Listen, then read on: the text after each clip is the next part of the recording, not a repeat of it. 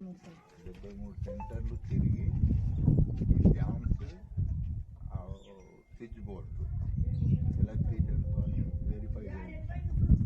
నట్ bolts చూస్తూ ఉండమ్మా, అంగన్వాడీస్కి చెప్పండి. అది ఊర్లో ఎలక్ట్రీషియన్ ఉంటాడు, నట్ బోల్ట్ ఆయన 2 పానాలు తెచ్చి ఫిట్ చేస్తుంటే డబ్బులు అడగాడు. ఏదన్నా వాళ్ళు వస్తే